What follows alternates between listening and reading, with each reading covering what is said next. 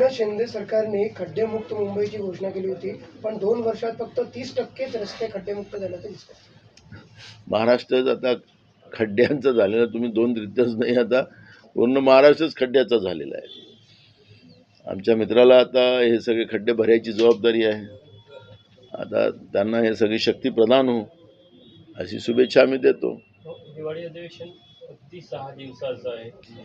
सरकार एवढं पाशवी बहुमत असताना सुद्धा का पळतं हा प्रश्न आता निर्माण झालेला आहे. परवा बिझनेस ॲडव्हायझरी कमिटीमध्ये हा मुद्दा आम्ही मांडला की 1 महिना कमीत कमी हे अधिवेशन चालावं. मोठ्या प्रमाणात शेतकऱ्यांच्या आत्महत्या विदर्भात वाढलेल्या आहेत, त्याच्यावरची चर्चा व्हावी. सरकारने काय मदत करायची ते तातडीनं केली गेली पाहिजे. कर्जमाफीची यांच्या मॅनिफेस्टोमध्ये यांनी घोषणा केलेली आहे, त्याप्रमाणे कर्जमाफीचं तातडीनं आणि ते सरसकट. कारण की छत्रपती शिवाजी महाराज स्वाभिमान कर्जमाफीची योजना जी 2016मध्ये फडणवीस सरकारने जाहीर केली होती, त्या अटी शर्ती लावून केलेल्या होत्या. म्हणून ह्या योजना त्यांनी द्यायच्या असतील तर ह्या सरसकट द्याव्यात. जसं आमचं सरकार असताना आम्ही सरसकट दिलं त्याप्रमाणे ह्या सरसकट व्हाव्या आणि 3 लाख रुपयापर्यंतचं कर्ज शेतकऱ्यांचं माफ करावं आणि MSP महाराष्ट्रामध्ये चालू करावी आणि जेणेकरून शेतकऱ्यांच्या आत्महत्या थांबल्या पाहिजेत. आणि या सगळ्या विषयावर बेरोजगारी, आज मुख्यमंत्र्यांनी जाहीर केलं की आम्ही जवळपास 1.5 लाख शासकीय पदं भरण्याचं आम्ही युद्धपातळीवर धोरण करू. त्याच्याबद्दलची एक चर्चा या ठिकाणी घडली पाहिजे. सरकार कुठल्या कशा पद्धतीनं त्या पवित्र पोर्टलच्या माध्यमातून करणार, कंत्राटी करणार, काय करणार, त्याची पॉलिसी काय, पेपर लीक जे होतात मोठ्या प्रमाणात त्याच्यामुळेच तरुणांचं आयुष्य बर्बाद होते. या अशा सगळ्या विषयावरची सांगोपांग चर्चा या ठिकाणी व्हावी आणि एक प्रॉपर धोरण बनवून या ठिकाणी सरकारने जावं अशी आमची भूमिका आहे. महागाई कशी कमी सरकार करणार की महागाई वाढवणार, अशा अनेक विषय आहेत. गरिबांच्या घरांचे प्रश्न आहेत. तर या सगळ्या प्रश्नावर या विधानसभेमध्ये नागपूरला चर्चा व्हावी अशी आमची अपेक्षा आहे. पण आता सरकार का पळ काढत आहे, 5 दिवसातच काय पळ काढत आहे, ते सांगतात की पहिले पण असंच होतं. आता एवढं बहुमत कोणाचंच राहायचं नव्हतं, एवढं बहुमत तुम्हाला मिळालेलं आहे. लाट चाललेली आहे तुमची. आता लाट कशाची आहे, मशीनची आहे की यांची आहे, काही कळायला कारण नाही. लोकांमध्ये संभ्रम आहे तो. त्यामुळे सरकार का पळतंय कमी दिवसात हे कळायला कारण नाही.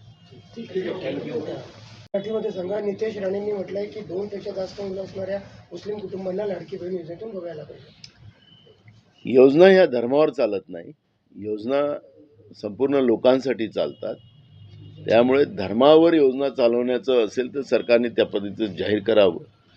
पण आपण पाहिलं की भाजपला सत्तेची जी मस्ती आलेली आहे आणि सत्ता ही लोकांपासून मिळालेली नाही, मशीनमधून मिळालेली आहे असं जनतेचं मत आहे. त्याच्यामुळे या लोकांच्या बोलण्याचा जो फरक आपल्याला जाणवतो तो त्याच्यातूनच हे स्पष्ट होतं की ही धार्मिक तेढ निर्माण करून, कारण की आपण पाहिलं की एका माननीय हायकोर्टातले जज त्यांना पण एका कार्यक्रमात, हिंदूच्या कार्यक्रमात बोलवून त्यांना जाहीरपणे भाषण करून त्यांनी ज्या पद्धतीने टीका केल्यात ते करता येत नाही. पण महाराष्ट्र देशामध्ये ज्या पद्धतीचं एक ध्रुवीकरणाचं काम जे सुरू झालेलं आहे, देशाच्या एकात्मतेला जो आता धोका निर्माण झालेला आहे, तो प्रत्येकाने हा धोका वाढू नये याची काळजी घेतली पाहिजे. आणि हा देश एकात्मतेचं मध्येच आम्ही राहिलो पाहिजे. आमचं संविधानही तेच म्हणत आहे. आणि अशी जी लोक असतात या लोकांनी वक्तव्य टाळलं पाहिजे, नाही तर सरकारने याच्यावर लक्ष केंद्रित केलं पाहिजे. एकनाथ शिंदे सरकारने खड्डेमुक्त महाराष्ट्राच्या काँग्रेसच्या खासदारांकडे चर्चा आहे की भाजप ऑपरेशन लोटस राबवत आहे आणि पण त्यांना आपल्याकडे कसं घेता येईल प्रयत्न करत आहे. आज खऱ्या अर्थानं जसं पाकिस्तान आणि बांगलादेश आणि श्रीलंका या देशाचं लोकशाही जी आज धोक्यात निर्माण आलेली आहे, तीच परिस्थिती भारतातही सुद्धा आता सुरू झालेली आहे. जनभावना आपण महाराष्ट्राच्या निवडणुकीच्या पाहिल्या तर महाराष्ट्रामध्ये लोक अजूनही हे सरकार जे आज आलेलं आहे या सरकारला आमच्या मतानं आलेलं नाही असं अनेक शहरात अनेक गावात याच्यावरची चर्चा चालली आहे. जनभावना या ठिकाणी व्यक्त केल्या जातात. मार्कंडवाडीमध्ये ज्या पद्धतीनं मकपोल करण्याचा त्यांनी प्रयत्न केला, पण त्याला शासनाने त्यांचा आवाज दाबण्याचं काम केलेलं आहे. अनेक गावात आता ग्रामसभेचे ठराव सुरू झालेत. ही मार्कंडवाडीची घटना नुसती महाराष्ट्रापुरतच राहिली नाही, तर देशपातळीवर आणि जागतिक पातळीवर याच्यावरची चर्चा सुरू झाली. भारतासारख्या बलशाली लोकशाहीचा देश असं याची किमया पूर्ण जगात होती. पण भारताची लोकशाही आता धोक्यात आली, भीती आहे, ही आता जागतिक पातळीवर चर्चा सुरू झालेली आहे. जे काही आता जे सरकार झालं त्यांना जे असुरी बहुमत मिळालं आणि पहिल्याच दिवशी सभागृहामध्ये विधानसभेच्या अध्यक्षाच्या अभिनंदनाच्या प्रस्तावावर सरकारने अभिनंदन वेगळं राहिलं आणि राजकीयच भाषण करताना आपण 2 उपमुख्यमंत्र्यांना पाहिलं. म्हणजे सत्तेमध्ये कसा माज आलेला आहे ही दर्शन पूर्ण महाराष्ट्र बघत होतं. एका आमदारांनी तर शपथ घेत असताना सांगितलं की ते कारण म्हणावं लागतं मी निवडून आलो आहे म्हणून, त्यांनी सांगितलं मी निवडून आलो नाही म्हणून. अशा पद्धतीचं शपथ घेताना त्यांनी वक्तव्य केलं. ते रेकॉर्डवर आहे. आणि अनेक आता सत्ता पक्षातले आमदार आपल्याला स्वतःला चिमटे घेऊन बघतात की खरंच मला एवढ्या मताने मी कसं निवडून आलो, मला तर लोक हाकलत होते गावात मोहल्ल्यामध्ये, मी आलो निवडून कसं, अशी चिमटे घेऊन बघणारेही आमदार अनेक आपण भाजपमध्ये आता सत्ता पक्षातले पाहतो आहे. माझं एवढंच म्हणणं आहे की ऑपरेशन कमळ वगैरे हे जे काही पद्धत आता या देशामध्ये आलेली आहे, म्हणजे इकडे निवडणूक आयोग आणि BJP मिळून त्यांना जो कारभार लोकांच्या मतावर डाका टाकण्याचा करता येतो तो करतातच. पण देशामध्ये आता विरोधी पक्षच नसला पाहिजे आणि एकमेवच सत्ता पक्ष राहिला पाहिजे, अशा पद्धतीचं जे काही चित्र आपण पाहतो आहे त्याच्यावरचं हे कृत्य आपल्याला पाहायला मिळतं आहे. आणि म्हणून लोकसभेतही ऑपरेशन कमळ करायचं जे तुम्ही प्रश्न उपस्थित केलेला आहे तो त्याचा प्रकार आहे की ज्या भाजपला स्वातंत्र्य प्राप्तीमध्ये जे भाजप आजचं जे आहे त्याचा संघ आणि त्यांची लोक त्यांचं स्वातंत्र्य प्राप्तीमध्ये कुठलंही योगदान नव्हतं आणि स्वतंत्र भारत कसा संपुष्टात आणता येईल याच्यावरचा त्यांचा जो प्रयत्न आहे. आणि म्हणून या पद्धतीचं भ्रष्टाचाराच्या माध्यमातून देश विकून ज्या पद्धतीने एक माणसाला श्रीमंत बनवण्याचं जे काम सुरू केलेलं आहे त्याच्या माध्यमातून पैशाच्या भरोशावर लोकशाहीच विकत घेण्याचा जो प्रयत्न सुरू करतात आणि त्याला ऑपरेशन कमळ असं नाव देतात आहे, हे निषेधार्थ आहे. महात्मा मदानींनी भेट घेतली आहे फडणवीसांची काल, त्याच्यामुळे चर्चा सुरू झाली आहे. आता लाभार्थी तर जमा होतीलच ना, तर लाभार्थ्यांची आता लाईन लागलेली आहे, त्यामुळे आता त्याच्यावर काही प्रतिक्रिया देणं काही बरोबर नाही. EVM बद्दल सुप्रीम कोर्टात जायचा असा एक निर्णय इंडिया आघाडीच्या पक्षांमध्ये होतोय, चर्चा पण काल झाली दिल्लीत. मार्कंडवाडीच्या घटनेच्या नंतर देशपातळीवर याच्यावर चर्चा मोठ्या प्रमाणात सुरू झालेली आहे. मी सांगितलं मगाशी की नुसतं देशातच नव्हे तर जगामध्ये चर्चा सुरू झालेली आहे आणि अनेक गावामध्ये शहरामध्ये आता लोकांनी ठराव घेण्याचं काम सुरू केलेलं आहे. ज्याप्रमाणे लोकांचा आवाज दाबण्याचं काम सुरू झालेलं आहे.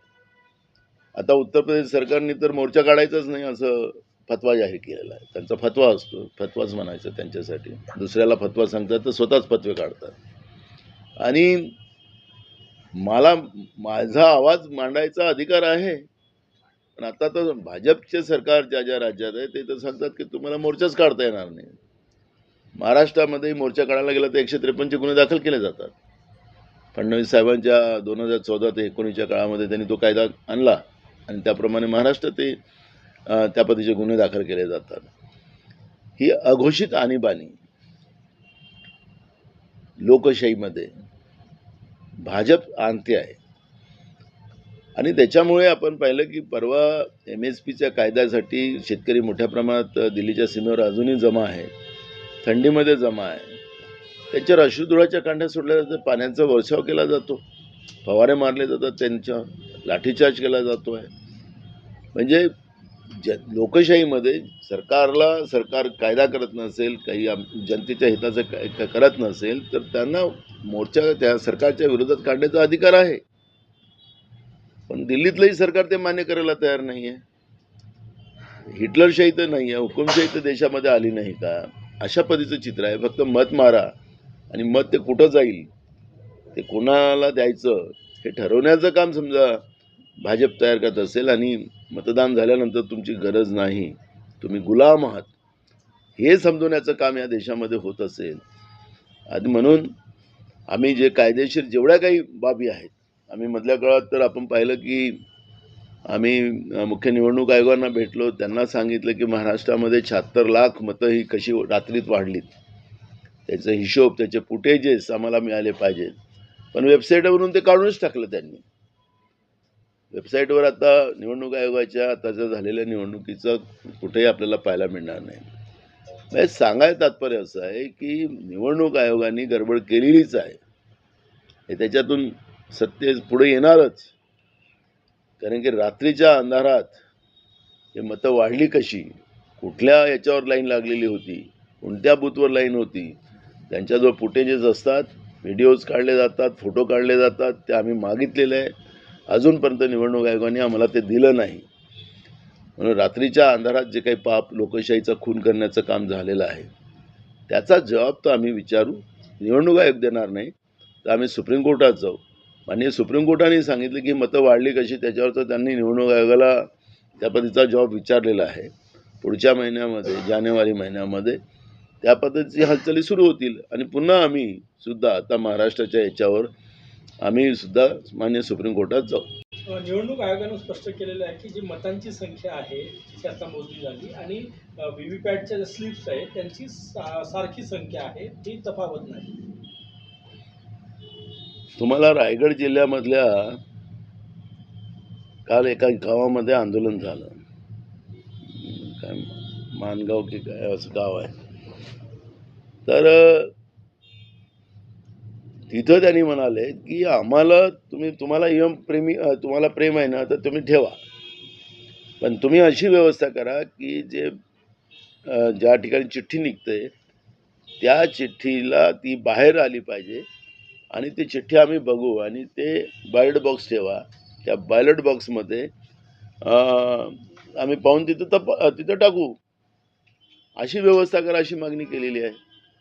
आता सगळ्यांचं असं म्हणणं आहे की तुम्हाला जे काही तुम्ही नियम आता त्या चिठ्ठ्यांचा तुम्ही विश्लेषण केला आहे असं सांगण्यात येतं आहे. आणि अनेक डेमो पुढे येतात, टी व्हीवरच दिसतात ते डेमो आता आजकाल, की पंजाला मत मारलं तर ते दुसऱ्याला जाते, अशा पद्धतीचे डेमो आता आपल्याला पाहायला मिळत आहे.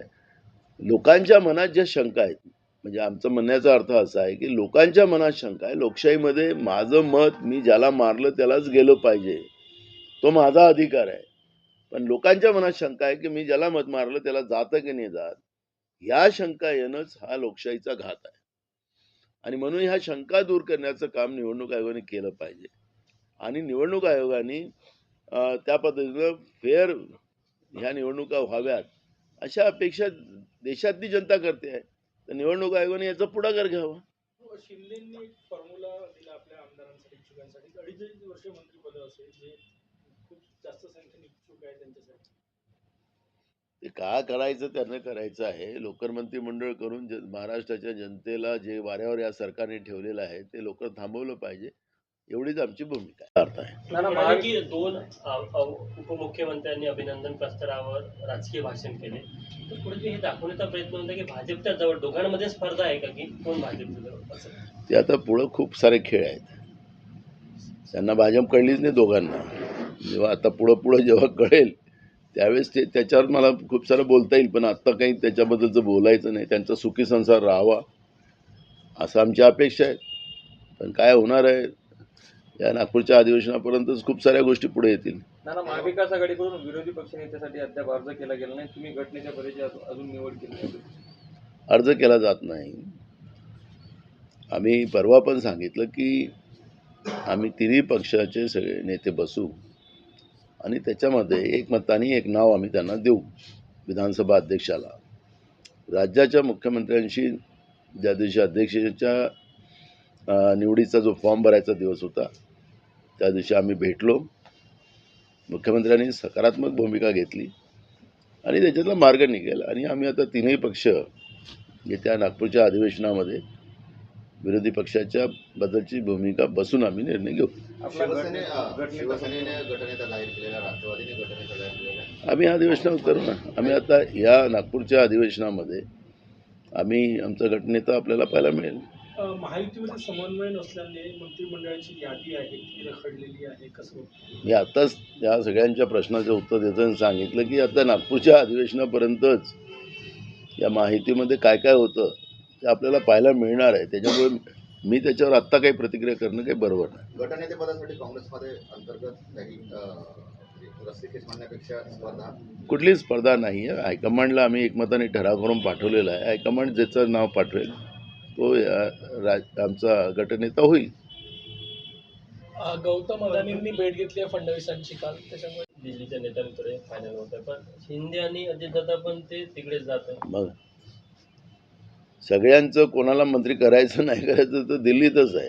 हे आता नॅशनल पार्ट्या झाल्यात ना दोघांच्याही, आणि यांचे सगळ्यांचे नेते अमित शहा आहेत आता. अंतिम नेते ते पक्ष. हां, त्यांचे अंतिम नेते अमित शहा. सर हिंदी में एक ईवीएम वाला